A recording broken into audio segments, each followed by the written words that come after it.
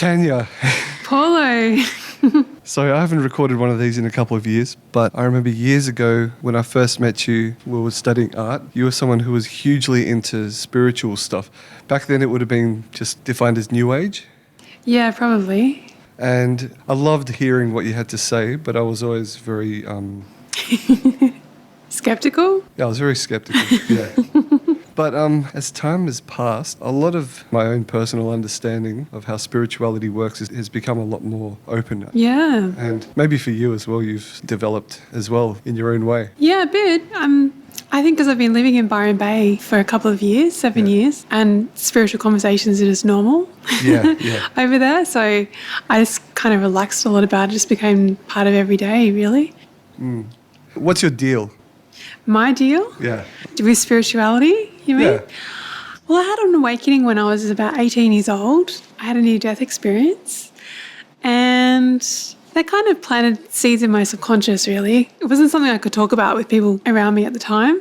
But when I was 20, I was at university and I was studying myths and legends and film. And when I started reading about all these myths and legends, like the King Arthur legends, Glastonbury and all those things, I started really questioning my belief system and thinking, how can there not be a God when so many people have put all their energy into being of service or honouring God or, creating rituals and having ceremonies and having sacred things in their life, sacred architecture, stories.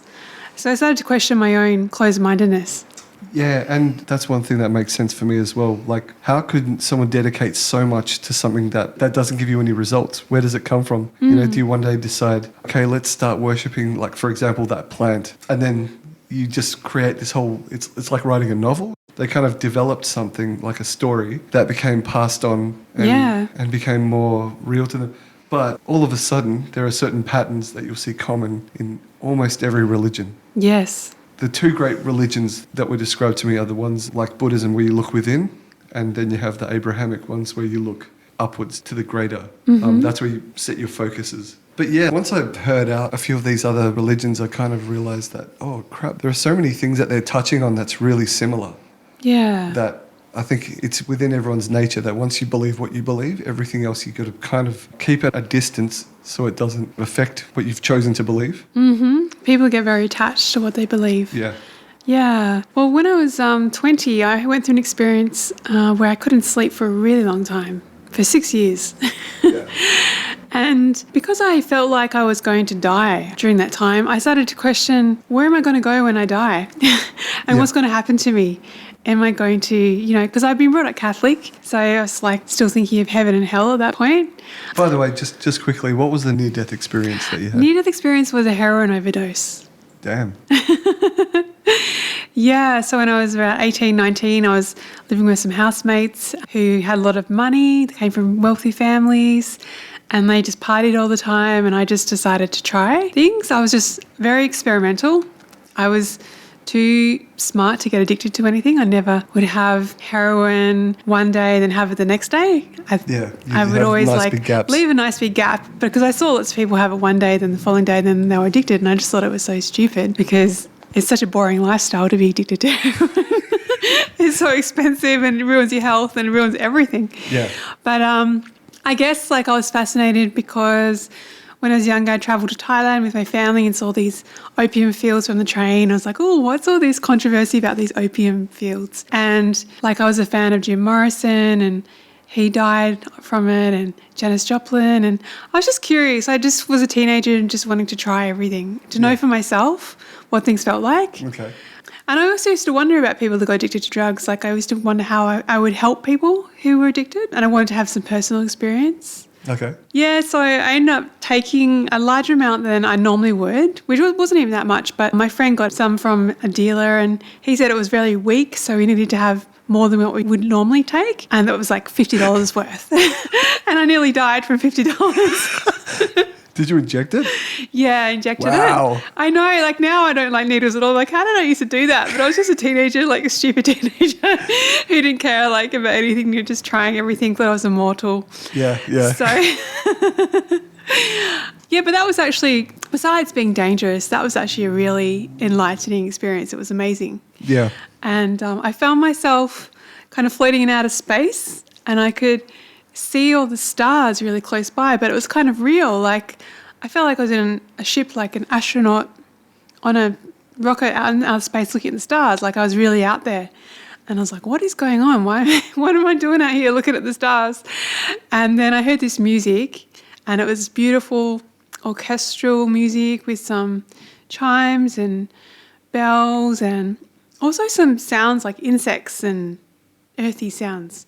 And then I heard a voice saying to me, are you ready to never hear the music of Earth ever again? And I was like, what is going on?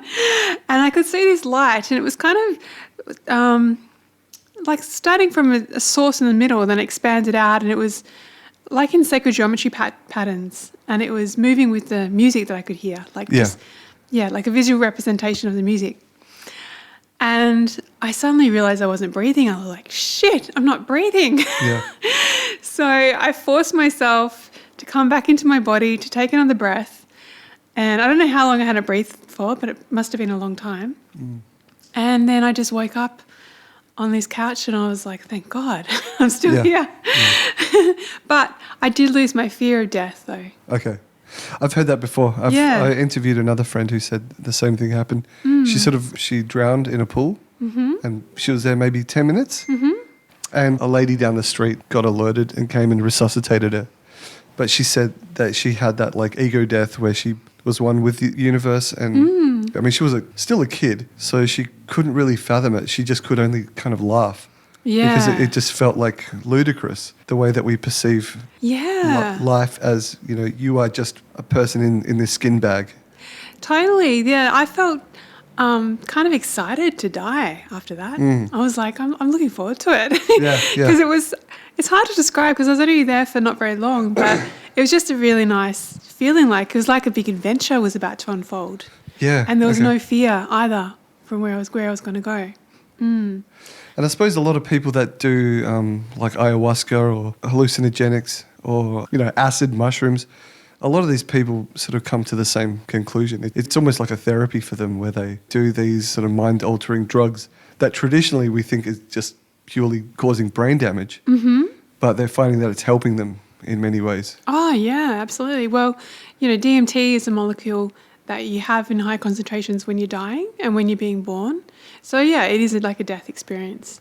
And people do lose their fear of death because they understand what it's going to be like when they had those plant medicines. Yeah. There's a couple of things I want to talk to you about. One of those is from an outsider's perspective.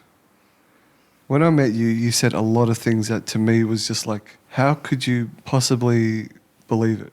And that applies to any religion, I understand. But how do you approach the disingenuous side of it? It happens with every religion, but in your case where it's known for being very open-minded, how would you approach something with skepticism? Well, I don't really get involved in what other people do too much. Like, I don't get emotionally engaged when other people do too much, unless it's affecting me. I just sort of observe and decide who I want to spend my time with and who's worth my time. Yeah, like I think a lot of those things aren't treated with as much respect as they need to be, like especially plant medicines. I had some experience with that in Byron Bay, and I know like a lot of people seem to use it regularly as a crutch. Like, for example, if they want to use ayahuasca to help them with alcohol addiction or just like lots of excessive alcohol consumption, they might go and do ayahuasca, they might feel amazing, they might feel really happy for a little while, but then they sort of slip back into the old patterns. And when it's kind of taken so lightly and done with like a bunch of people and someone who's declared themselves as shaman, probably from having a lot of ayahuasca themselves or something like that, without going through all the different life experiences and really understanding the tradition of it, it's used in a way that's kind of a bit more superficial. And those medicines need to be completely respected. And when they're used in a therapeutic sense for people who have really pure intention for healing and have a lot of knowledge about healing, they can be amazingly transformative and can cure someone of alcohol addiction, etc., but they have to be used in the right way. Yeah. But people are just kind of like seeking higher altered states of consciousness so much that they're just willing to just go and jump in and do all sorts of stuff, without really understanding the tradition and giving it quite the respect it deserves. Yeah. Have you used plant medicine like that before? How many times? A couple times. Okay. Yeah. Have you had any huge breakthroughs? Yeah. through them? Yeah. Yeah, my first time was incredible. I felt like I was gone for a year when it was only 7 hours. Really? I felt I've like heard of that before. I Like felt like I people shifted doing- through a year's worth of stuff. Do you remember that? Yeah. Like I had strong intentions for that experience. It was my very first time. Right. And I wanted to actually heal from drugs and alcohol when I was younger. I wanted to heal from when I couldn't sleep. And I went through kind of two extraordinary journeys. The very first cup that I had, I was able to process all these times that I've been drunk and high. I actually went through every single moment I've been drunk and high in my entire life. Just flashbacks of all of it. Wow. And I was walking to this bathroom and I felt like I would have been such a funny person on video. Like I just would have had my arms flailing and I would have looked like a nutcase, basically. Right. I was just releasing all of it. And then I actually thought I died. And I was thinking, oh no, I've died. My mum's going to be really upset that I've died taking ayahuasca. And then I felt this thing go in my face, and it was actually an ayahuasca vine I walked into, but I must have had my eyes closed. That's why I thought I was dead, because I couldn't see anything. Everything was black, but I probably just had my eyes closed. And I suddenly woke up like, yes, I'm still alive. And that was really intense, but I felt like I purged a lot. And then I had my second cup, and I went through just lots of different visuals. Like it was just like cartoon images, but it's bang, bang, bang, bang, bang, one after the other. Just seeing everything, like seeing the emotion in everyone's actions who were in my life at the time. And also I felt this incredible connection to Mother Earth. Like it was absolutely beautiful. That seems to be the one in common, hey? Yeah, The one yeah. thing Well, in that's common. what it is. Everyone's journey is individual depending on their intention, but definitely it's all about Mother Earth. And I really felt like I could be on the same timeline as the dinosaurs and all this stuff. And afterwards, I noticed that when I listened to shows talking about cosmological information, like these comets being cruising around for 600 million years, I would feel it and I would understand it, where before it'd be like this fact that was too incomprehensible. Yeah. But after the ayahuasca, I was able to feel and make everything real, everything about life real. Yeah. That's interesting. So are there drugs that could, let's say that those drugs, would you say they raise your frequency? I've heard it described like that. Yeah, definitely could do. So if that were the case, are there drugs that lower your frequency as well? Do you mean plant medicines? Any type of drug. It could be anything like Panadol. Yeah, definitely. Yeah, and I think it also depends on the experiences that you have while you're taking drugs. Yeah. And some will have toxic effects on the body, so they definitely will lower your frequency. Drugs like ayahuasca, they're purgative, so you release a lot. You physically vomit and have diarrhea, but you're clearing out all the lower frequency stuff on them. Right. So it comes out in your poo and puke. Yeah, it comes out all ways. Yeah. Right. That must have been amazing. So walk me through what it's like not sleeping for 6 years. Like, how did it start and how did it end? Well, it basically started when I was at university studying, as I mentioned, myths and legends and film. And I decided to stay awake for 3 nights to finish all my assignments. I had 4 due in 1 week, and I was a bit of a social animal at that point, like always going out every night, leave my homework to the last minute. So I stayed up for 3 nights. I took some stimulants. My friend gave me I can't even remember what they were, just ones over the counter, like no dose or something like that. Right. And then after 3 days, I just tried to go to sleep because I thought I'm done. I can't do any more homework. Staying awake from caffeine that's quite an achievement, I've got to say. Well, yeah, then I just couldn't go back to sleep. It's like my body just forgot how to go to sleep. Oh, no. But I did find out later that I had this spinal injury and had a dura mater membrane trauma, and I wasn't actually getting many nerve messages from my brain to my organs. Like my stomach only registered 8% of messages from my brain. Yeah. So I think I just I was already vulnerable to disconnecting from my body, like not very in my body. And then just staying awake for 3 days, I just completely forgot the connection with my body. And then I couldn't sleep. Oh, that's fascinating. What did not sleeping for that amount of time do to you? Well, So at night time, for example, what would you do at night? You'd lie there and just wait? I'd hope every night I'd go to sleep. I'd go to bed, I'd lie there hoping, and then it wouldn't happen. So sometimes I would just read all night. Okay. I became a really voracious reader, especially books about spirituality. Right, yeah. Sometimes I'd go outside and look at the stars, and I would send prayers out to the world. Sometimes I'd cry. Yeah. Sometimes I'd just write. That. I'd just write down all my thoughts, and in the morning I'd put them in some water and drown them, just like purging. Okay. Sometimes I'd rearrange my whole room. I'd think if I have better feng shui in my room, I will sleep. So I'd rearrange my bed and rearrange everything everywhere. I'd clean out drawers and clean out things, just trying to make the space nicer. Yeah, just all sorts of stuff. Did it hurt your mental health really badly? I felt like I was happy still because I was fairly young. I was only 20 when it started, and I felt like deep down I was happy, but it hurt my mental health to have other people around me start questioning my mental health, like questioning why I couldn't sleep, like people telling me, oh, you must be depressed. And I'm going to the doctors and they're saying, oh, you must have depression. I'm like, I don't know why I've got depression though. Like, I don't really know what's going on in my life that would make me depressed. Yeah. I had like a good supportive family. I had friends. I was happy with lots of other things. So I didn't really get why I was depressed. Yeah. It didn't really make sense to me, but I used to feel upset hearing that though. But very early on, I started to have spiritual experiences, which I'd never had before in my life. Okay. Yeah, let's get into that then. And that kind of led me through the whole 6 years successfully without getting into any major trouble. Okay. So I started seeing lights, basically. Okay. So the very first time I saw lights, it was with my cat. My cat was asleep in my bed and he was asleep on my pillow. And I thought, I want to make my bed today. I need to change the sheets. But I didn't want to disturb the cat. I thought it looks so cute while it's sleeping. And I said to the universe, because I had become a bit spiritual at that point from reading books, actually. I said to the universe, I wish I could find a way to move my cat off my bed without waking it up. As soon as I thought that, I suddenly saw this little light appear right in front of the cat, and it was like gold, and it was like kind of like sparkling, and it was just stayed there, and I thought, it's not a hallucination because it's been there for like 2 minutes. Like I was looking at it for a long time.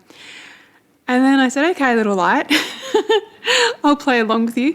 Can you please get my cat to move off the bed? And as soon as I thought that, my cat opened its eyes and looked at this light and sat up and stretched and did a yawn. And then the light started moving down the bed and then off the end of the bed, and the cat just followed it. And then a couple of days later, I was looking at my cat in the garden and it had I saw a beautiful pink aura around it.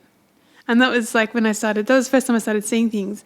And then after that, I started seeing lights a lot. Yeah.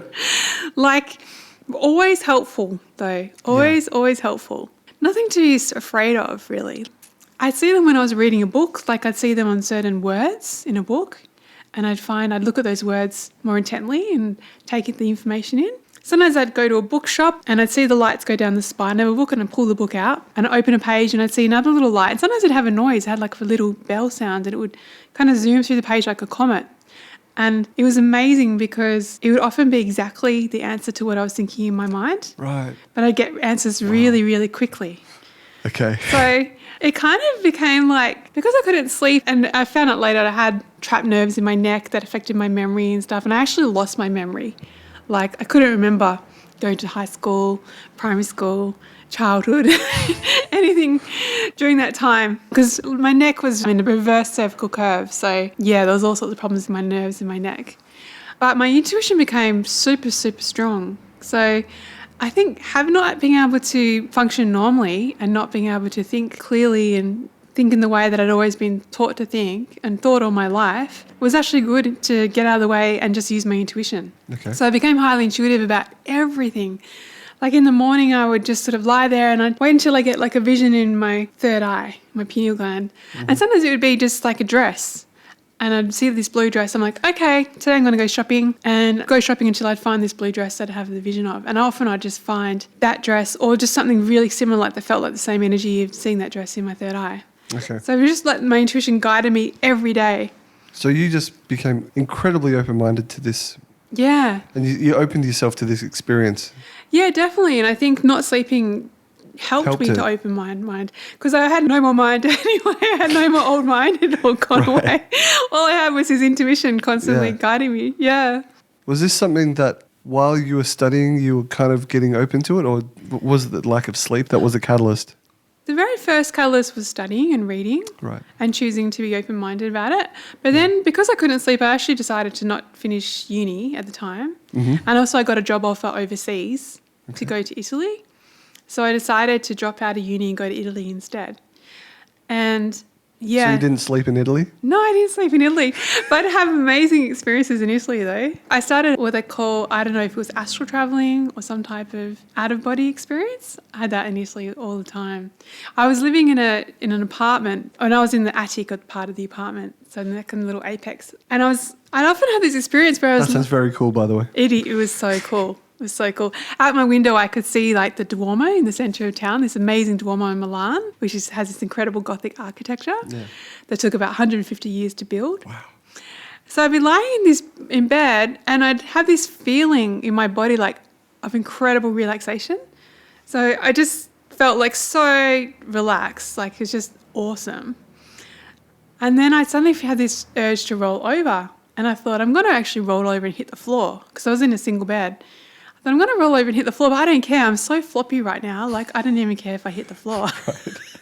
But then I wouldn't. I'd roll out of my body and then I'd just go whoosh through the floor. And I'd be like, whoa.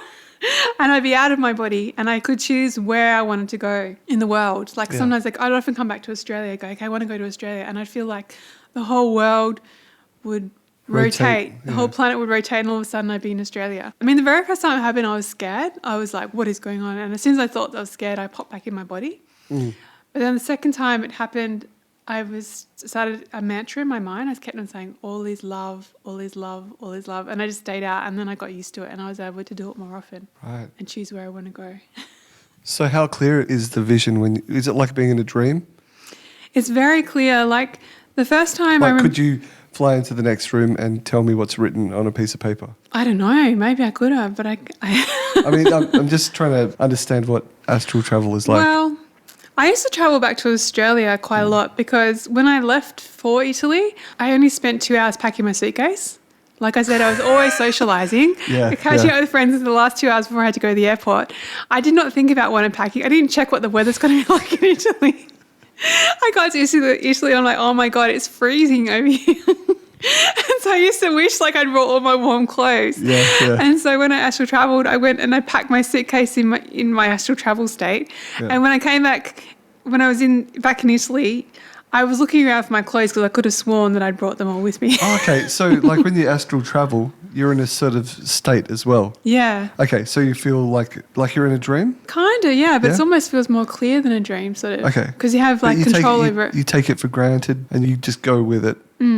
But you're not thinking to yourself, whoa, I wonder, and you're not getting all scientific about it. No, I think like your astral body is a bit different to your physical body. So when you're in your astral body, you do your astral things. Okay. Yeah, that totally makes sense. Yeah. So you've had quite a few of these sort of experiences. Yeah. Have you had many or any dark experiences when Yeah. it comes to spiritual things? Yeah, I think so. I've had experiences where I don't feel quite safe, especially like being out of my body, and I felt like there's other energies around. And sometimes I've been a bit afraid because I'm not sure what's going on. Sometimes I've had warnings about like, be careful where you're going, what you're doing, who you're meeting. But I think sometimes I experience heavy energies when it's like there's meant to be a block. And also I do feel that there are sort of spirits of people who have departed, who are sort of like a bit lost, who haven't gone to the light. Yeah. And they're around and they can attach to you when you're really open and you don't know what you're doing when you're opening up to the spirit world as well. So, yeah, when they come in, they can kind of give you their negativity and negative thoughts. Right. So it's just like a scary, unsettling feeling. Yeah, like you can be like really happy and then suddenly feel a bit depressed and like going, what is happening? Like, why is this happening? When actually it's not your energy, it's like an energy coming from somewhere else. Right. Yeah, I feel like I'm quite sensitive to that personally. Like if there's someone that has a type of vibe, I feel these days especially a strong reaction. Every now and then there's a person I come across. They're so friendly, they're so lovely. And we talk for maybe 20 minutes. Mm-hmm. And every time I'm just like, inside of me, I'm so desperate to get away from them. I feel like I'm being drained, like literally like they're draining something from me. Yeah. And it just feels negative. But they're so lovely.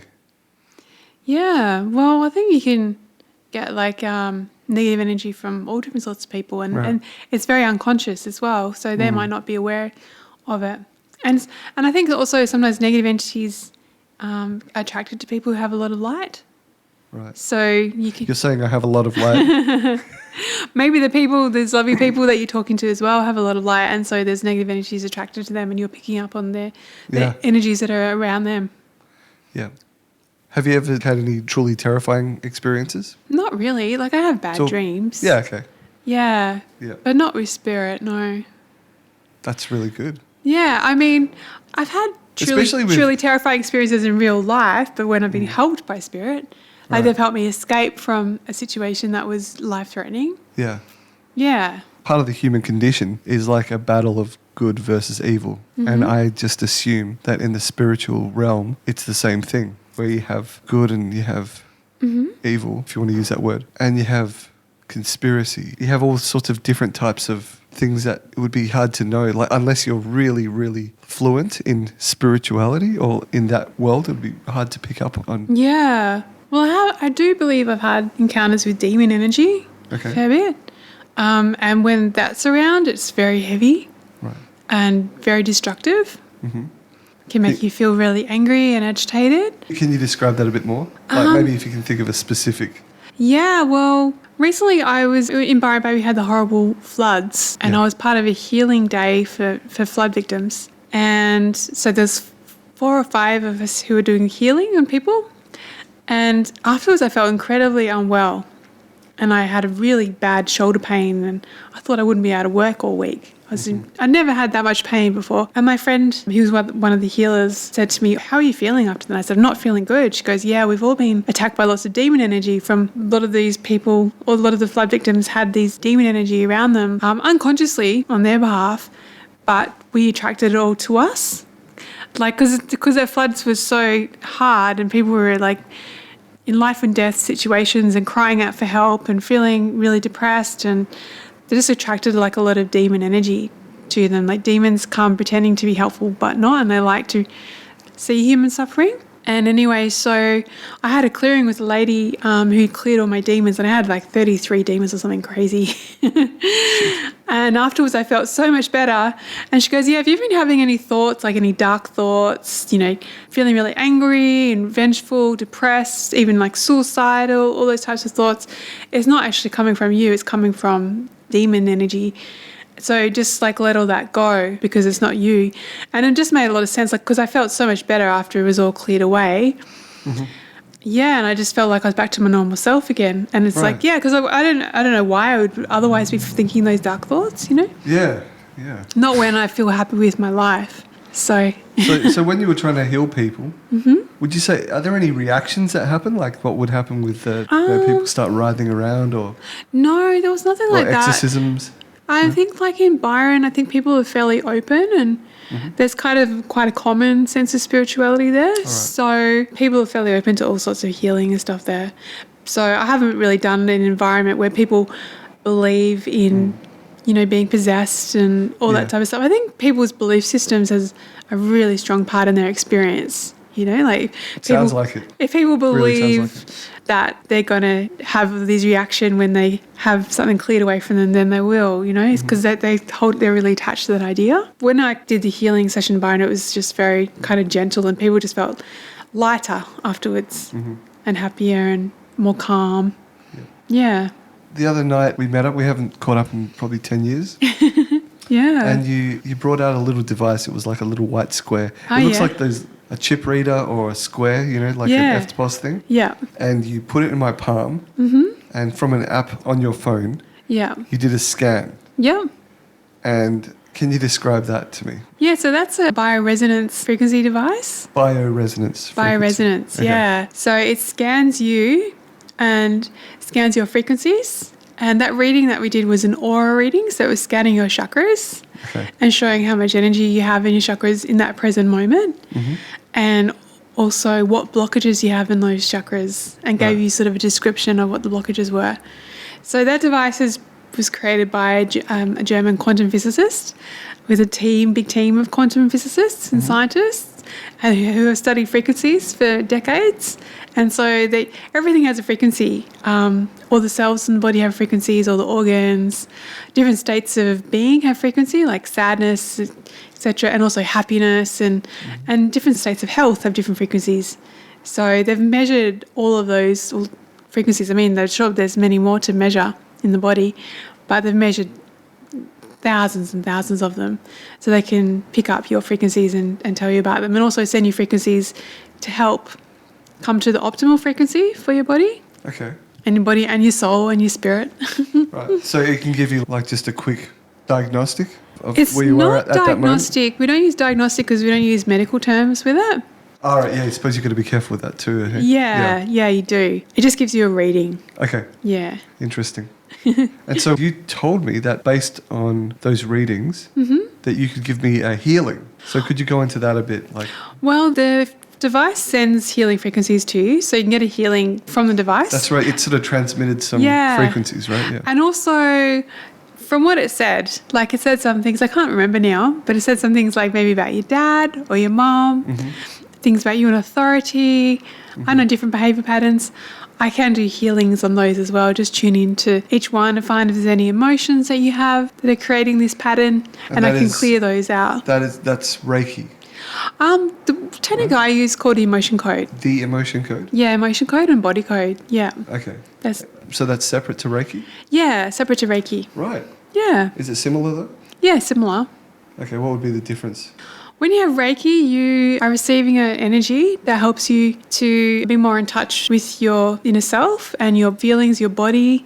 So say, for example, you know you should drink water, but you don't.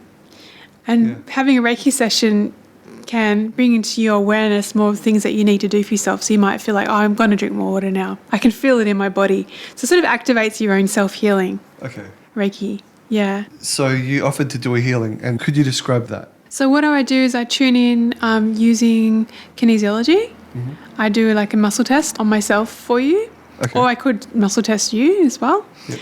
And then I would just find an emotion that you have been holding in your body, like a negative emotion. And I would use some magnets and I'd run them either down your back of your spine or on my own as a proxy for you. And I would just clear that emotion away. Okay. Yeah. That's interesting. So I originally agreed to it. And then I told you just before that I don't want to do it, which kind of comes to the next part. Look, I feel like my own personal path, I don't really have as much of a defined word for it. But I've, over recent years, have come to learn that I have to follow my instincts. And I feel personally really strong about it. It's been quite an exciting experiment, actually, to go along with certain things. To be more open to a lot of things and to also pass up things as well. And I was thinking about it, I was quite excited, but something in me was like, you don't need to do this. And I just felt at peace with that. And I just decided I'm not going to do it. And that's it. Yeah, I don't really understand. But like, yeah, I mean, it's a bit disappointing because I would have liked to even do it over the podcast. But I don't know, like, I just do what I feel like when I feel like it. I find like with the healing work that I do, like it's come from doing massage therapy. So the technique of the emotion code was developed by a chiropractor to help relax muscles. And I find when I'm massaging a body that if I've massaged a certain tight muscle and it hasn't released, like I've given it quite a few strokes, like 3 or 4 strokes, and it's not changing whatsoever, I often tune in and find out if there's an emotion that the muscle is holding onto. And most of the time, probably like 80% of the time at least, or higher, I find that the muscle tightness is coming from an emotion. So I ask my client if I can clear an emotion for them, and I do, and then you can instantly feel the muscle relax. And I think that when you challenge yourself physically, whether it's like, doing some sort of stretching or some type of exercise, like for me personally, it's like yoga, Pilates, different things, then I feel how my body's feeling, and then I'm like, oh, actually I feel like I do need to release some emotions and some stuff. Yeah. But I think often we can go through life in our heads and not be really in touch with our bodies. And so we don't For necessarily sure. feel like I think I've lived like that most of my life. Yeah. we need any healing or anything like that because we're just really headstrong about everything. Yeah. Like we were saying before, like your spiritual experience depends so much on your religion, I guess. It can be Yeah. very different for different people. Yeah. I think religion, unfortunately, can be limiting for a lot of people. Oh, Yeah. absolutely. Yeah. I think whatever faction that you are, there are factions within that faction. Yeah. And some people have absolute strict rules. Like, are you vegan or vegetarian? No. Yeah, I think maybe a lot of people in Byron Bay would be Yeah, vegan, definitely. right? Yeah. You see a lot of house share ads saying must be a vegan. Yes. Yeah, More than anywhere else I've ever seen. once I stayed at a friend's house and he's a vegan. I was 18 I was 18 at the time. And I was like, okay, cool. I thought each to their own type of thing. Mm-hmm. I brought some sausages over Yep. and I started cooking them. And I think he almost wanted to punch me in the face because it was like he was staying up in the loft section. And Yeah. just like the smell of it was just hitting him in the face. Yeah. Yeah. Yeah. So why would you be a non-vegan or non-vegetarian as opposed to a vegetarian? Just from personal experience from different diets, I have tried being vegan and vegetarian, and just my energy levels in my body doesn't really respond very well. Okay. I just find I have more energy eating meat. I mean, it is something, not like 100% comfortable with seeing animals slaughtered, for example. Yeah. And I do try to eat grass-fed, organic from animals that have had a good life, which is easy to do in Byron Bay. Try to find, free range and all that. Whenever I feel guilty about eating meat, I watch like nature documentaries where all the animals are eating each other. Okay. Yeah. And I just see how like it is kind of part of life. And It's cruel. It's really, nature is really cruel yeah. in one sense, like from a human perspective. Yeah, and I guess that can inform your perspective of life and the universe, Okay. as well. So some people like don't want to have any cruelty, to see any cruelty, so they choose to be vegan, which I understand. And another part of me thinks, well, life is developed this way naturally, and maybe we're here to experience dark and light on Earth because there is like both. We need the balance of both to learn and to evolve. Yeah. For a little while, I tried the vegan lifestyle. Mm-hmm. And I did try and think a lot about the ethics behind farming, which to this day it's still like pretty horrible. But like just trying to figure out how to be a good person. Yeah. So one other thing I remember when we met, it's like 18 years ago now. Wow. Oh my God. You told me, because you were quite open about it, Yep. and you're totally comfortable with everyone's skepticism, which I admired a lot. Because especially as a Christian, I was quite ashamed of my beliefs. All right. Just because it's like, especially back then, everyone was a lot more atheist. Mm-hmm. But you said at one point, which I found amazing, Yeah. you're like, yeah, I believe in mermaids and Bigfoot. And you went through kind of a list like fairies and all these mythical animals that I knew in my heart, especially back then, I knew that none of these things exist. I heard the reasons of why they came into existence. Like, how people say that manatees were the reason why people thought that, lonely sailors out in the sea, they'll see a manatee and it will remind them of a woman. So they come back telling everyone stories. And that's kind of the narrative I accepted. Like I found that you find comfort in just trusting people who come across the most scientific. So I want you to tell me a bit more about that. Well, I think, being in that altered state for many years and astral traveling, whatever you call it, I would see lots of different things that aren't necessarily three-dimensional. And so my perspective of reality isn't just like the 3D. There's Something deeper, an like- internal world that you can have access to. Like spiritual And there's beings, lots you mean? of different dimensions. Yeah. Ah, okay. So when I see different things, they wouldn't necessarily be in this dimension, but they would be in another dimension, but their dimension would be as valid as ours, even though ours feels so real while we're in it. I'm just very open-minded to lots of different things. I think there's so many things in our narrative of our history, like ancient Egypt and stuff, which just aren't true. Like there's so many things that archaeologists just block out just to fit a certain narrative. Yeah. Like there's so many things in ancient Egypt that just show that. Have you heard of Graham Hancock? Yeah, I have, yeah. Yeah, he's got a series on Netflix and basically exactly what you're describing. Yeah, like there's all these evidence over there that the technology was really, really advanced. You know, it doesn't come from like a primitive space. And so it doesn't even make sense to me that we've just had apes and we've evolved and that's the only race that's been on Earth. I think there's been visitations and there's been interminglings of different races from different planets. Yeah. And there's all different sorts of things that exist in the universe besides human beings. So it's not you necessarily saying, yes, they're real, but yes, you're open to it. Well, real if you mean like... Physical. From like 3D. Yeah. If you're saying that's all that reality is, then that's true for you. But I don't think that's what reality is.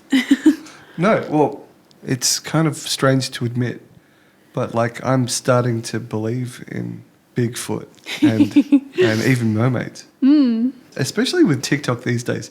There's no filter really like there used to be. If there's someone that has a story, they're looking at the camera and you're basically looking into their eyes. They're telling a story of what they saw. And then another person on another TikTok is going to be saying something that really correlates to it. Yeah. You know, the same with people who've come across reptilians. Yeah. What's always been told to me, okay, reptilians were invented by this dude, David Icke. So ignore it. And that's kind of what I accepted.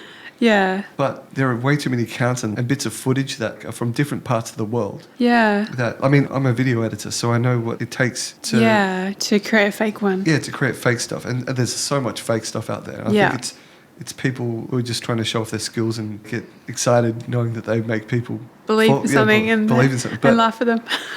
Yeah, but there's a lot of stuff I've seen that I'm just like, that's too crazy. Who would waste their money and energy for creating that video? Yeah. And one phenomenon that I've witnessed is that I'll see something that looks real and then someone makes like a crappy computerized version of it. And they'll put it out there. And so it feels like... It kind of debunks it in a way? Yeah. But they're not trying to debunk it. It's almost like... Yeah. It's like the powers that be go, oh, shit, someone's got footage of that thing. Let's quickly whip up another one. Yeah. That's debunkable. Well, people are very attached to their ideas and their belief systems. So if someone doesn't want to believe in any of that stuff, they'll find all the stuff that supports their belief. Yeah. And you can easily find that. And then they'll just ignore all the other stuff that doesn't support their belief. But I mean, I guess the more grand point that I'm trying to make is that I suspect spiritual knowledge and the power that comes with it and also the personal freedoms that we can get from it have been understood by people higher up and they've been wanting to control it and restrict us from it. Yeah, absolutely. And part of that is trying to control the like alien narrative or trying to control the, even the Bigfoot narrative. Even like in China, not letting them do Qigong and stuff like that. What's that? The Chinese government doesn't let people practice Qigong in China. What is or that? Is it Qigong or is it another one? It's like exercises for the body that bring energy into the body. Tai Chi, Qigong. There's another one, I've forgotten the name. Yeah, is that what the Falun Gong do? Yeah, maybe something like the Falun Gong. Just allowing people to access all the energy within them and the knowledge within them as well. Yeah. Like when anyone meditates long enough, you're going to eventually have an awakening, I think. Yeah. Well, that's what happened to me. I just have awakenings from meditating because I couldn't sleep. I was forced to meditate for 6 years every day. Yeah. And then I accessed all this information that I wouldn't have otherwise if I'd gone about my daily mundane life. Yeah. I think we all have access to that inside us if we meditate, if we choose to meditate. And there's so many tools to help you meditate these days and tools to go within. Like, what do you mean? Oh, just like YouTube videos and... Oh, okay, Yeah, like so many people out there helping people. Yeah. Yeah, like courses and all sorts of stuff. Books. That's really true. In fact, I've been tempted a few times to go down the rabbit hole just because of YouTube and other things like that. Like, you know, the whole men who stare at goats and not astral projecting, what's it? Remote viewing. Oh, yeah. So apparently there are a few people that claim that you can actually learn how to remote view, that anyone can learn it. Yeah. Just kind of like the way you just said that anyone that meditates enough will have an awakening. Mm-hmm. They claim that if you practice certain things enough, you'll be able to learn remote viewing. Mm. And I've seen videos of people allegedly achieving this from nothing to being working out. Yeah, there's there's courses for it. We're and stuff. so powerful. But we just ignore it because we're all like in survival mode, trying to make money, trying to pay our rent, trying to pay our mortgage, Yeah. looking after our family, thinking we need to have this and this and this and this because that's our culture. Yeah. But we have so much more power inside us. Yeah. We don't access. A lot of people just are starting to access it and open up and stuff. But yeah, it's mind blowing. Yeah. Tell me one of the most mind-blowing potentials that you think humans have. I think like the power of knowing what's going to happen. Like precognitive or just Yeah. understanding the universe? Precognitive, like listening. Really? Yeah. Have you ever had any precognitive Yeah. Heaps experiences? and heaps of them. Really? Give me some Yeah. examples. I mean, don't you? Precognitive, like, okay, give me your definition. For a while I was having precognitive experiences of world events, like the World Trade Towers, tsunami.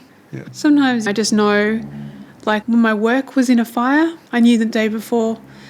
I dreamt about it that night and when I decided to go to work early that morning and I got a phone call saying, can you come to work early? We've been in a fire. And I'm like, I'm already on my way. Just, down to my normal life. But just, yeah, big things to small things. Yeah. Is there anything currently that hasn't come to pass yet that you feel will come to pass? You mean for the world at large? Or the world at small? Yeah, I've had feelings about myself as well, like in my own personal life, what's going to happen. Yeah. But yeah, it's just that it becomes normal after a while. You just kind of know what's going to happen the next day. Could you compare it to deja vu, where it's like either a Little thought bit. or a dream or something, and Yeah. then when it happens, you're like, that's what it was. Yeah. Okay. Well, there's been studies that show about the heart. The heart has a much stronger magnetic field than the brain. I've read some studies saying it's like 5,000 times stronger, some 1,000 times stronger. I'm not sure the exact data, the exact factual number, but the heart knows things much earlier than the brain does because it has a much stronger magnetic field. Yeah. They did a study, I saw this recently on a documentary, where they would bring out images, like nice images and then pleasant images, like babies and flowers and things, and then war and other famine and other unpleasant images. And the heart would change before the image was even presented because they already knew what the image was going to be. Because the heart can sense things much more quickly than our brain. Okay. So if we start to think with our hearts more, I think we'd know a lot more about what's going to come up than we do with our minds. That's weird, isn't it? Well, we say it's weird, but it's actually also normal. Well, to me it's weird. And I mean, it could become more and more normal if people just accepted it. Well, I mean, let's define normal. I think that people call what is scientifically discovered as normal, right? Mm-hmm. So what's already been discovered is science, and that's normal. And even if it is one day going to be considered part of science, we don't accept that as normal yet. Yeah. It's funny. It's a bit frustrating. I mean, it's a slow process. It's kind of reliable, but I think that there is an arrogance with science where it's only based on what it already knows, and that's the only universe that exists, which is restricted to what we already know. And anything outside of that, it's not worth looking into for a lot of people who consider themselves having a scientific mind, because there's a few too many steps, like quantum steps, that they have to take to reach that point. But I have a suspicion that one day, all of these mechanisms that you're describing will one day be a part of science, you know? Yeah. And then we're going to find a way to capitalize it, and we'll have karma farms. And I think also for human potential that if people start listening to themselves and receiving more divine guidance, they would make different choices about their career and what they create in the world. Yeah. And you'd see a lot more creativity and a lot more things that make people feel really happy and comfortable and safe. If people really knew themselves, they wouldn't probably want to go to war. Yeah, like, I'm talking like huge changes that would be in humanity. But I think that's the way humanity is evolving. yeah, We're well, evolving to a more spiritual. I feel like it's becoming more polarized for sure. So I think there's probably a part of humanity that is becoming more evolved. And there's another part that is very focused on earthly power and control. Yeah. And it's becoming more extreme on that side too. Yeah, well, have you heard about like 5D and 3D? How there was a period of time, just recently that passed, where the world sort of splits into 3D and 5D. 5D is more spiritually evolved and 3D is hanging on to the old. So yeah, there is stronger polarity now happening. You hear about what's happening in South Korea and China. It's amazing the lengths that people in power go to and the way they treat humans so horribly just to have their political power. You got 20 years left to live. And you're going to try and get as much power as you possibly can just so you lose it at the point of your death. Yeah. It's quite amazing. Well, I think there's like lots of dark forces and light forces on Earth, and the dark shows the light what it is really, and it shows people what they really want. They know they definitely don't want that. Yeah. So it shows them the way that they do want to be, and often you can't learn that without the dark. Yeah. Like they say, like in the spirit realm, like when you pass over and you're in the other dimensions, it's just like peace. But people don't feel a lot of different emotions. It's the sort of less emotions that we feel on Earth because there is dark on Earth. So we come down to experience life on Earth, to experience the dark and experience the light, so we know what we want to do with the light. I profoundly feel that. So, speaking of evolution, going back again to when I first met you to now, the whole time I've known you, you've been very spiritual. What did you kind of do before that you don't do now? Because you've always been like very new age. And I'm just thinking, after a couple decades, how is your journey as kind of, I guess, a new age? I think working with bodywork and healing has shaped me a lot, and it's kind of made everything coherent for me. All the studies that I've done, like when I met you, I was really into quantum physics, which I still am now. Yeah. But now I use quantum physics in healing. So before, when I was younger, I didn't know what I was going to do with the knowledge about quantum physics. Like, how is it going to assist the world? What am I going to do with my life knowing about quantum physics? Yeah. And now I use quantum physics products. I do quantum distance healing. So it's just sort of more integrated into my life, I guess. And it's given me a really happy, satisfying vocation. And also it informs like my creativity and what I want to create and different things I want to do moving forward. Like in films I want to make, in businesses, in products I want to make. So I sort of now feel at the point where I've gathered all this experience and knowledge and I want to create my own business. What you're saying is that like that was more learning and collecting information, and now you can see the utility with all the knowledge that you had. Yeah. I guess before, like I used to sort of feel a bit maybe more lost about what I want to do with everything, and now I feel like I've met so many like-minded people and people doing similar things that I want to do. Yeah. So I feel more like grounded and safe and like that it's viable and sustainable and doable. So, well, especially over East, like where you're based. Yeah, but I think also everywhere, like I think people in Perth, a lot of people in Perth secretly crave a lot of more spirituality in their mundane lives as well. True. No, that's true.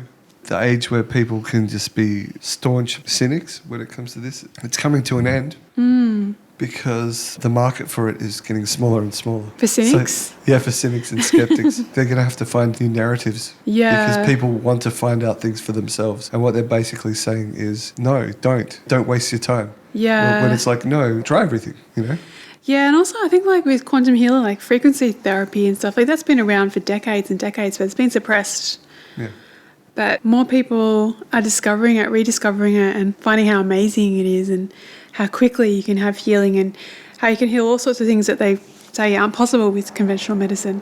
Yeah. People will just want naturally to do that. Everyone wants to be healthy. No one wants to be sick. And this information has been there forever, like it's ancient information, and the science has also been there for decades, and it's just going to eventually come out, especially with recent times where there's been forced vaccinations and shutdown, lockdown and everything. I think people now are going to definitely seek out alternatives to the mainstream narrative. Not everyone, but a lot of people are now, especially because it's been right in their face about how strong the pharmaceutical companies are and how much power they have, and it's definitely got its own purpose to help shift us to the opposite of what the pharmaceutical companies want, actually. Yeah. They definitely want to find some expensive way to do simple things. Yeah. I mean, I grew up with my mother teaching me a lot of home remedy stuff that I can't believe some people would get medication for. Like when you burn yourself, just put honey straight on that. Yeah. Aloe vera. Just stuff that's, I guess, more popular now. But yeah, because we've all sort of been deceived into thinking we need all this stuff, and like we've never been healthier. I mean, with all the rates of like depression and heart attacks and all sorts of stuff going on, ADHD in kids and all these things, it doesn't seem that way, you know? And so I think people are going to wake up, and that's going to be because a lot of people start sharing this information. And yeah, like I've been on devices where I've had a flu and then it's gone in 10 minutes straight away. Wow. And had lots of things heal on these devices actually. And who doesn't want that? Like just the pharmaceutical companies don't want it, but which normal human being doesn't want that? Doesn't want to get over their sickness really quickly or get over their disease really quickly. Yeah. It opens a can of worms for people as well, because they're like, well, if that's real, then I have to start considering my whole paradigm. Yeah, exactly. Which is like such a huge pain. It's so much easier to be like, okay, this is what I believe in and this is where I'm going to stay. And if the other side has their things going on, well, I think so, but I think people will want to have a different paradigm when they realise how good it is. The new paradigm is much better and healthier. And that may be so, but it's traumatic to unbelieve and to feel the betrayal of your upbringing, and it can be very hard, especially people who are quite set in their ways. I mean, I know this from experience because like I grew up in a certain church and they had certain beliefs and a lot of bits of dogma here and there and certain rules, which it took me a while to understand that they're absolute human constructs. And the feeling I felt, the feeling of just sheer frustration and anger from realizing these things, it's something that I think a lot of people can't. It takes a lot of maturity to be able to approach it properly. yeah. Without it just being like blind anger and creating something negative from discovering something positive. Well, that's where like the healing technique I do could come in handy for you because you can actually clear emotions really quickly. Yeah. You can clear emotions with a magnet from your fridge. If everyone knew how easy it is to clear emotions, the world would be a different place. Yeah. Oh my gosh, yes. You could tune in and go, what emotions do I have about being lied to that such and such is real? And then you can clear them all and they'll just go. They'll be gone. But I kind of enjoy the processing part. Yeah, I mean, it doesn't mean it's all going to happen quickly. Like I've been clearing my emotions nearly every day for more than a decade. Right. And I still have stuff to clear. Yeah. It's like a tool, but I know that I can approach anything and not be afraid of the emotions I'm going to feel about it. Yeah. Because you can work through it. It takes a long time. So like my attitude is the sooner you start, the better. And yeah, it is. But it's also, I don't know, it's sort of freeing when you realise that a lot of stuff isn't true because a lot of those limiting things was kind of holding you back anyway. Yeah, it's complicated. That's for sure. But that kind of goes back to what I was talking about before, where I've enjoyed the process of seeing where my life goes. I've enjoyed gaining experiences in the way that I have. I feel so at peace with it. Like if I was someone who was suffering, that's when I feel like I'd choose to reach out to it. But I feel a peacefulness in just the existence I have where something comes along and I try to work it off. And I feel like I've got the presence of mind or self-awareness to get through it. Like I don't feel like it's something that I necessarily have to get healed like right now.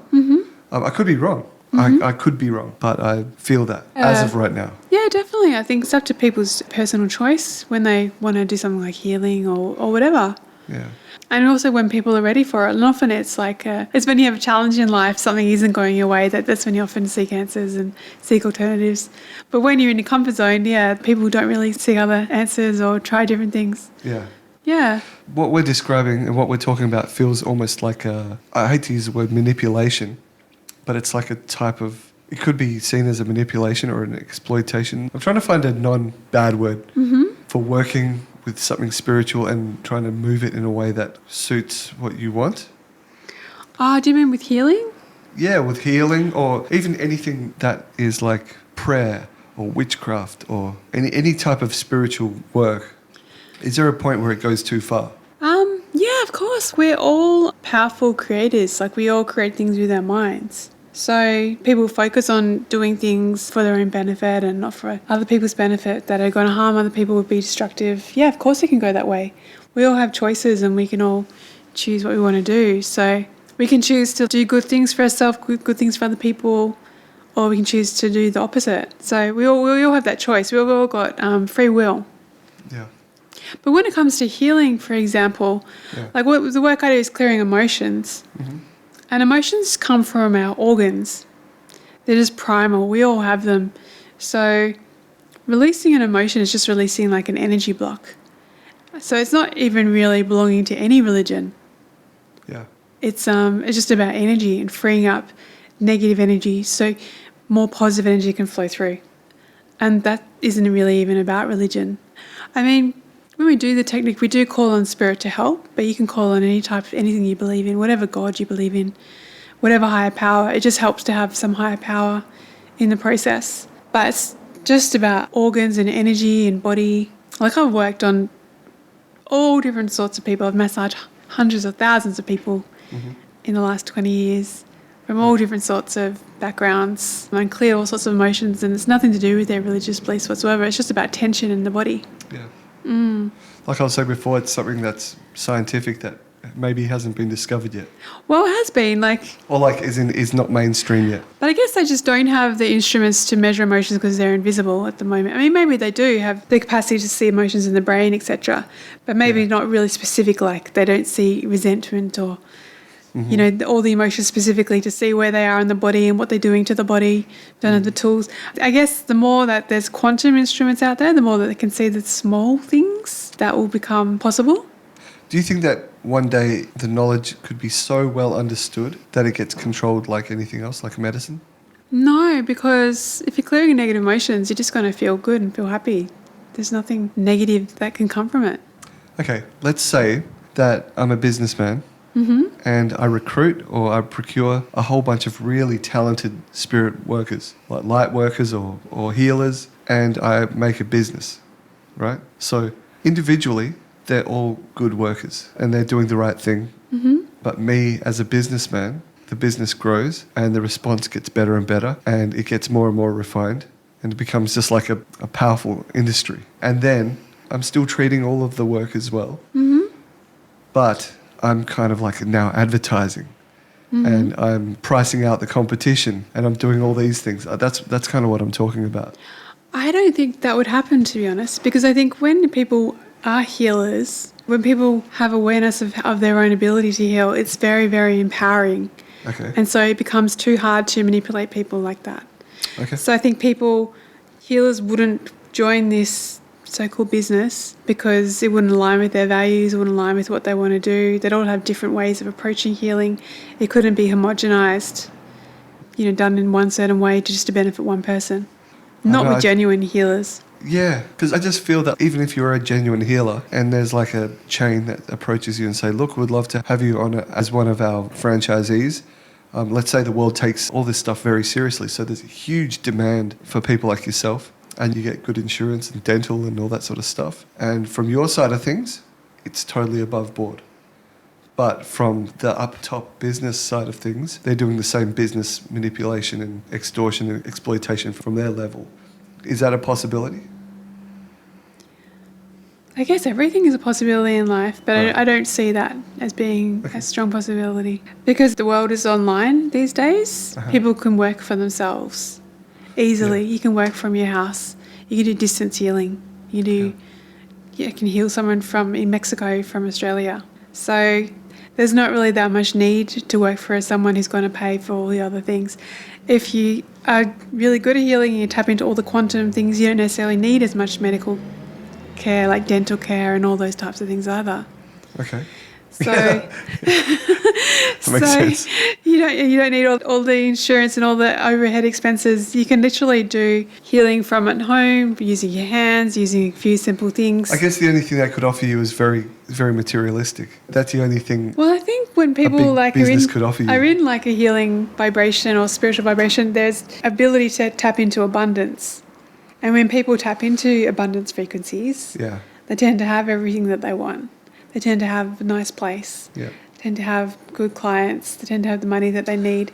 So would you say a red flag of a disingenuous spiritual worker would be like them being overly business-minded? Could that be a No, red I flag? wouldn't say overly business-minded, no. I would just say if you wanted to like really narrow something down into being really strict and having really strict protocols, I think most people that I know, that wouldn't work for them because every session that they do is intuitive. Yeah. So to have someone come to them, but they're an individual and they'll tune into what they think they need. So maybe there's a certain protocol, but they might say, I'm not going to do the protocol today because I think you need this and we can do this for you, and they'll just be intuitive about it. It'd be much more free-flowing and intuitive. Okay. Yeah. All right. Yeah, so there's something fundamental that goes against that. Yeah, like healing can't be a product that is just replicated and stamped and exactly the same every single time. Right. It's completely individual because people are individuals. People have ancestral stuff. They've got so many different things going on that no one is the same. Yeah. I guess maybe that wasn't the best example. Maybe an example of it is like a cult, where it starts off as something great that attracts a lot of people, that has a lot of truth, like Osho and all these people. And basically all of these cults, they have a pure beginning and they have a real helpful element to them. And then suddenly something happens where they monetize it. They put a business model behind something spiritual and then it kind of corrupts itself. Yeah, well, I think in any situation where you're giving your power away to someone else, like putting someone else up as your guru, someone being more spiritual than you, having more spiritual experiences than you do, there's always going to be trouble. Really? Yeah. That's something I never would have expected from you. I kind of would have assumed that you'd always have a guru or someone that you looked up to. So what's your personal philosophy? I have lots of people that I admire, but I think you have to go on your own journey within yourself. Right. We all have the same potential to be a saint or as enlightened as anyone else. I mean, maybe not in this lifetime, but I don't believe we only have one lifetime. And so I think that, you're never meant to put anyone else above you as being more spiritual than you, as being more gifted or enlightened. Or more holy? Yeah.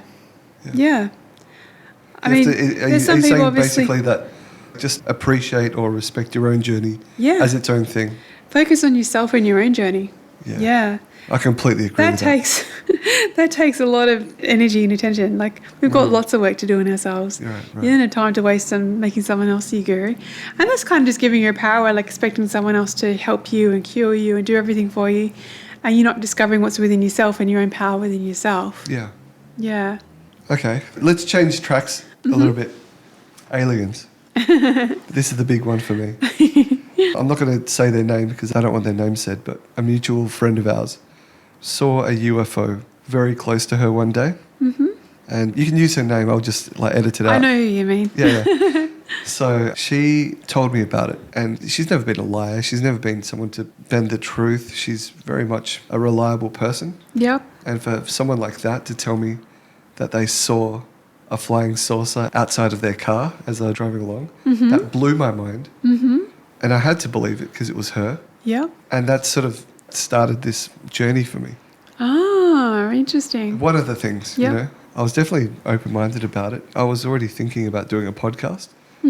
So what are your thoughts on aliens? Because I know this is a bit of a big subject for you.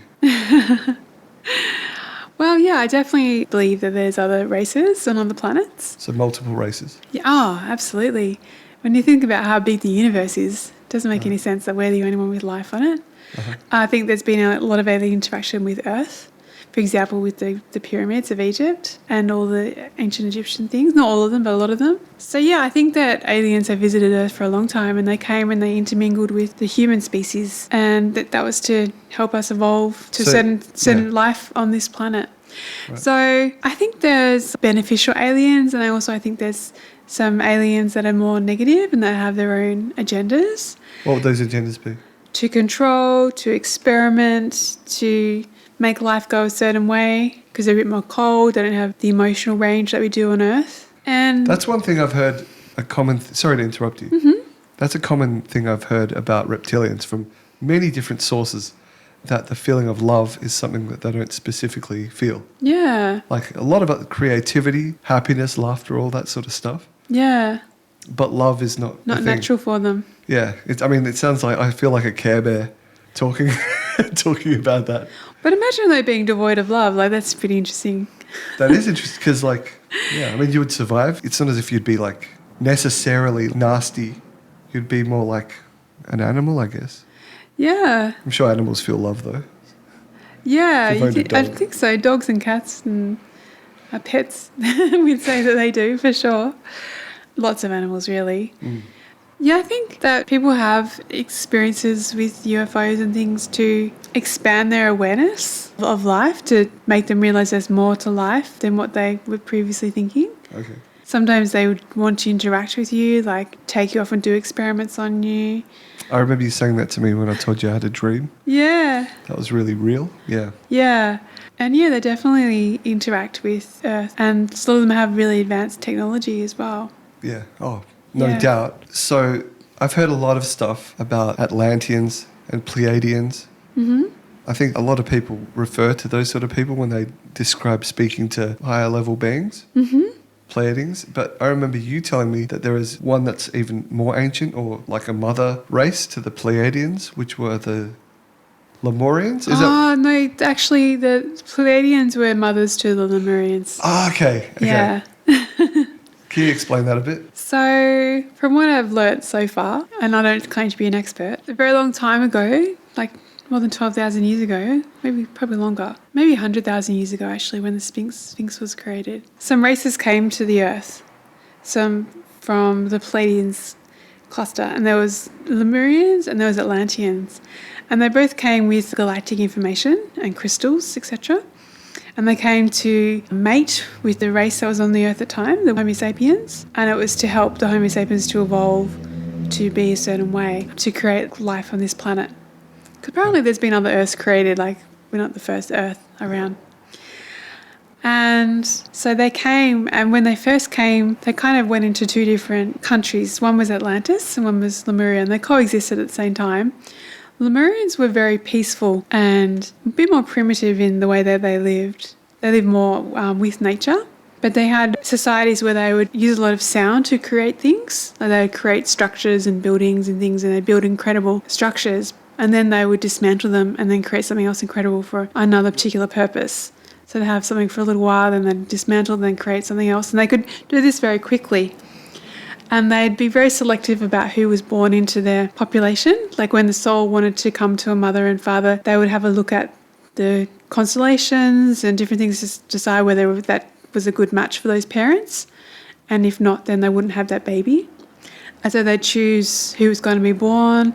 They wanted to have a really peaceful, harmonious type of society. Right. And they had certain crystals that would put a big frequency around their country so they wouldn't get diseases like flus and viruses and things, and they often wouldn't have any sickness. There'd still be some death from injury and childbirth and things, but not from sicknesses. Yeah. And meanwhile, the Atlanteans developed in a different way where they were all about technology and having the most advanced technology.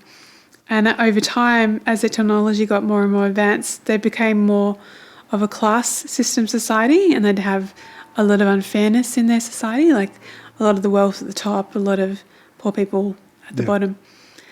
And they had different viruses and things in Atlantis, and they forgot about their crystals that they'd both brought from other planets, because they were on the Earth for quite a long time, like quite a few thousands of years. Yeah. That's enough time to misplace things. Yeah. So there came a point when the Atlanteans wanted the red crystals from Lemuria, these crystals that protected them from illness, because the Atlanteans had viruses and they had vaccines, and the vaccine experiments went awry, and there was kids who were kind of born hybrid with animals and things like that. Mm-hmm. Maybe that's where mermaids came from. No, I don't think so. I don't think these human hybrids were very happy. And they were sent off to camps, apparently. Oh, really? Yeah, to be hidden away from society. Right, so they're these kind of like concentration camps where there'd be massacres and things like that. Yeah, this is just what I've learnt so far. Yeah, But anyway, so there was this time when they tried to steal the red crystals from Lemuria, and they killed the queen of Lemuria. They kidnapped the princess of Lemuria. They created a massive tidal wave which took over Lemuria. And the Lemurians knew that their time was coming like that. Their mission on Earth was going to sort of have to abort after a while, and they encoded all these crystals and put them all around the Earth, which have been discovered recently in the 90s. And these crystals have striations on them, which are like codes. People can run their fingers on them and remember the teachings of Lemuria to aid our awakening, which is apparently happening now in this big grand cycle of time. We're having another awakening, another spiritual awakening now. And so the Atlanteans tried to torture the princess of Lemuria, but she was too smart for their torture, and they couldn't get any secrets out of her. And then after 50 years or so, she pretended she was going to give them information and then decided to detonate the whole of Atlantis. and destroyed it. Wow. This sounds exactly like a fantasy novel. Yeah.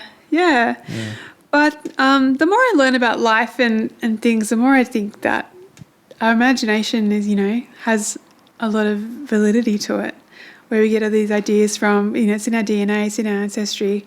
And it seems to be like more or less finite, the amount of things that we imagine. You think? Well, yeah. I mean, like there's certain things that we create fantasy about, right? Say dragons and orbs and crystals and powers and certain things. Yeah, there's a certain amount of things that we kind of base a lot of fantasy on. I don't It know, doesn't... Yeah. I think it's also like it's subtle energy. Like the Lemurians were 5D, so they weren't quite all 3D. That's what I'm sort of getting at. Yeah. Because I said, it sounds like a fantasy novel. Yeah. I'm not saying like, oh yeah, it sounds like something someone made up. Yeah, it was like if you ever, meditate with crystals, if you hold one in your hand, if you really want to meditate with them, you just tune into how it makes you feel. And it's subtle, but it's still powerful for the fact that it creates action within you if you want to listen to it. Yeah. And, we use crystals in computers and obviously, we use the clear quartz. Yeah. But who's to say that clear quartz is the only crystal that has any powers or potential to do things for human beings? Right. Just because one crystal, it's the same as the moon. Like we have the moon and we say, it affects our tides, but no other planets in the universe do anything, just the moon. Yeah. Like how do we really know that? It's just that we haven't got the scientific instruments to measure things yet like that. Or maybe we do, but they just don't use them because they don't want to have us aware of the magnificence of the universe and the magnificence of ourselves and our own powers. So that's why it's all denied. Well, I look forward to the time where we can actually measure these things. It'll be fascinating. I mean, there's so many things that we consider black magic, which are now just understood and important, normalized things. Yeah. Well, like when I hold a crystal, for example, like if I have a crystal that I have one called the Starberry, which is good for getting ideas. If I pay attention to it, to what goes on in my mind when I'm holding it, fair enough, I do get lots of ideas and I get really positive energy for creating business and different things like that. So then it's up to me, though, to take action with them. But if people expect a crystal to do something for you, like actually do the work for you, it isn't going to do that. But if you want ideas, you can get ideas from meditating with a crystal and then you create the action. But you're getting the support from the crystal. Yeah. I think crystals is a whole other rabbit hole. I've seen a little bit about, like I was watching this series on YouTube for a while called Spirit Science. Mm-hmm. Maybe you know that? Yeah. It was an interesting introduction because it started out as sacred geometry. Mm-hmm. And I think I just started taking Dexies at that time. So like my brain was really, really fascinated by that type of thing. And it started out as just like, hey, just look at this weird relationship between like all these shapes and stuff and look what they do. And he started assigning certain names to things like, oh, let's just call this source. And like, okay, this is the seed of life, the flower of life, tree of life, all that type of stuff. And then eventually, all of a sudden, so crystals. And I was like, what? Because it's like, I want to know cool like sacred geometry stuff. But to me, there's a big leap between sacred geometry and seeing like these strange properties of shapes, Metatron's cube. It's stuff that, I mean, every second person has tattoos of this stuff these days. Mm-hmm. But like the leap from that to crystals, I still haven't made that leap across yet. Yeah. What could you say to me to convince me about that? Well, if you consider how crystals are made in the earth, have you ever watched any videos of people pulling crystals out of the ground? Yeah, like amethyst geodes and stuff. So that's been forming for like billions of years. Think about like all the things that have happened on the planet during that time and energy and how that gets embedded with energy. That's those rocks that have been building for billions of years, all that energy into them. Like why is it too hard to imagine that they wouldn't have some type of wisdom and the energy that's inside them? Yeah. I mean, that's on the premise that wisdom and energy is something that can be soaked into minerals or be absorbed by things. But yeah, on that level, it makes sense. But I mean, I can't imagine holding something and just feeling like it inherently has something that can change or influence me. Yeah, you have to allow yourself to because it's subtle energy. Right, yeah. Yeah. That makes sense. Yeah. That seems to be like a common thing as well with skepticism. Mm-hmm. If you're a staunch skeptic, Yeah. and you sit out looking at the sky going, all right, come on UFOs, show yourself, you're not going to see anything. Probably not. Yeah. It'd be funny if you did. It would be. I'd love that. There's a guy on TikTok who made a challenge to all the witches of TikTok saying, everyone curse me. And this is like going on 3 months now, 4 months. Mm-hmm. And so the community of witches and spiritual workers in TikTok were just enraged by this guy because he's such an arrogant person.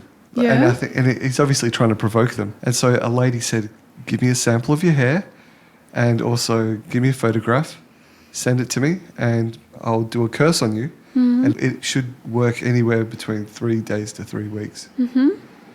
And so she did it and nothing happened. And then all of a sudden everyone erupts again saying, oh, that's because he's got all these people sending positive energy towards him. Oh, that's because he's like a Freemason wizard or something like that. But like when I'm watching this, I kind of think to myself, we've seen this a million times with skepticism, where it's almost like its own art form in blocking things. Like you have to be open to these things for it to be, you have to be genuinely open. You can't be, okay, try it. You know, I'll let you try this thing on me. You have to be allowing yourself to believe. Yeah, you don't have to be entirely unskeptical though, I found. Right? Yeah, you can just be a bit open. Just Okay. need to be a little bit open. Bit open. Like in my experience, when I was about 22, I came back from travelling and been in Italy, and I'd had all these incredible experiences, and I didn't know what I was going to do. Like, I didn't know how to fit back in, living with my family, etc. Yeah. And one day I felt like I need to go down to Fremantle to go to this shop. And I went into the shop and I met this guy in this shop. He started chatting to me, and he said, oh, you got a spirit guide. Anyone who wants to talk to you, I want to tell you what they've got to say. I was like, really? So we went and sat outside. We ended up chatting for 12 hours. And we spent the whole day together. And he told me so many mind-blowing things. But to get my belief in him in the very beginning, he said, he had to tell me something that I knew he wouldn't know. So he said, oh, you know that time when you were overseas and you gave that lady with a walking stick some money? And I'm like, yeah? Yeah. He goes, you've earned my help from that good act that you did. Because I gave this beggar lady some money, and I gave a kid some money. And I'd never met this guy before in my life. He was from Kalgoorlie. And he said he'd come down the train that week to help, that weekend to help someone. And he said it was me in the end. He said his spirit guide told him he was meant to meet me. Right. And so he had to like override my skepticism to get me to listen to him. Yeah. And so that got my attention. And then he also put 2 crystals in my hand, 2 rose quartz, and closed my palm and made me close my eyes and said, what do you see? And I could see 2 pink lights glowing in my third eye area. Yeah. And I'd never seen that holding crystals before. But maybe because of him and his strong intention, his ability to make me see that energy, I could see it for the first time. I was like, wow. So then I started to think, well, crystals really do something. But before that, I didn't. Interesting. It's like a I don't believe in fairies type of thing. Yeah. That's insane. Yeah. And then also like when COVID happened, I was in Byron. I decided to move down to Sydney in March 2020, and I hadn't paid any attention to COVID whatsoever. Like I'd heard some vague thing on the news somewhere that there was some toilet paper like shelves going empty, and I thought that was overseas. And I packed up my house, moved down to Sydney, got there, and I'm like, oh my God, there's no toilet paper. I've like missed some big memo because like, I don't know what is going on. Yeah. And all of a sudden everything started to shut down. I was running out of money. I thought I'm going to just leave in my car. Like I got some work, but I said, sorry, we're going to close down now. I'm like, we're all closing down? What? So anyway, a friend of mine in Byron, I spoke to her on the phone, and she goes, oh, just come back to Byron and live with us. It's fine. So I went back to Byron and I lived with her, and she's a crystal shamanic healer.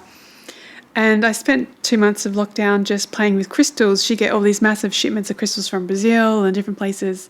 Uh-huh. And before that, like even though I've loved crystals for a couple of decades now, I was still a bit skeptical about them. And it wasn't until like I was spending time with her and she'd say all these things like, now we're going to go down into the earth's energy and connect with the ley lines and all this stuff. And I'm like, I have like one eye open and one eye closed. Like, I'm like, really? Like, I don't know if I can really believe what she's saying, but I just went along and did it with her because I had nothing else to do, sitting around.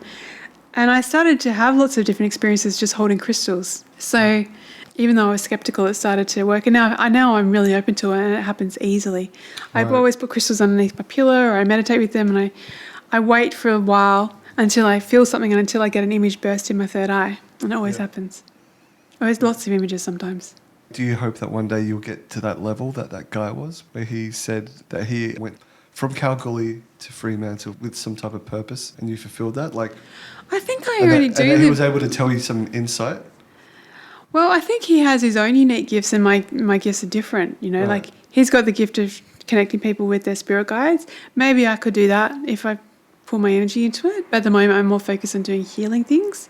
Okay. And I have a lot of great experiences in my work doing what I do. So I'm not really comparing myself with him. Yeah. You know what I mean? Yeah. Yeah, like my friend recently, she had a weeping eye. She'd had it for months. And That would be so annoying. yeah, you'd just be talking to her and look like she's crying. She has that one eye that would just have a tear coming down the whole time. I've seen people like that. Yeah. And so I tuned in. I found some ancestral emotions from her grandmother and her mother. And she's like, yeah, my grandmother's got a weeping eye. My mother's got a weeping eye. I cleared it all for all of them. And then her weeping eye just stopped straight away. And she hasn't had it since. And that's like satisfying to me. Like that's my own thing, not like putting crystals in the hand. But, Yeah, you know, yeah. we just have our own things that we do, you know? That's what drives you. You really Yeah. have a strong desire to heal. Yeah, and I think like when I didn't sleep for 6 years, I was always trying to find answers for my insomnia and how to heal my body. So now I just use that knowledge with my work, you Yeah. know? So it had a purpose in the Yeah. end. Besides like being this amazing, mind-blowing, better than drugs, visual, Yeah. hallucinatory sort of experience that it was as well. Yeah. Yeah. Well, it's been great, like getting that type of insight from you, because I never knew you during that 6-year period. I actually came to art school just after it finished, just when I started sleeping in. Right.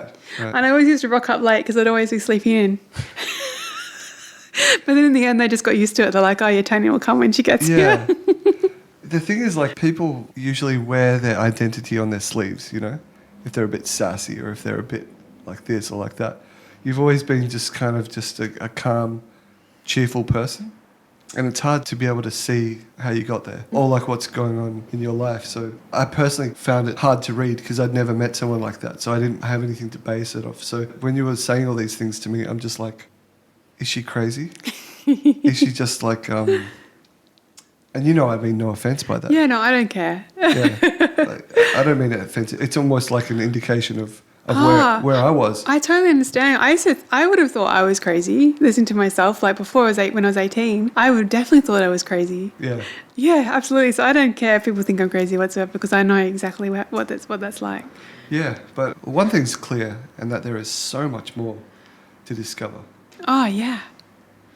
Like I still feel like I'm a newbie, like I've got so much to learn. Yeah. Yeah.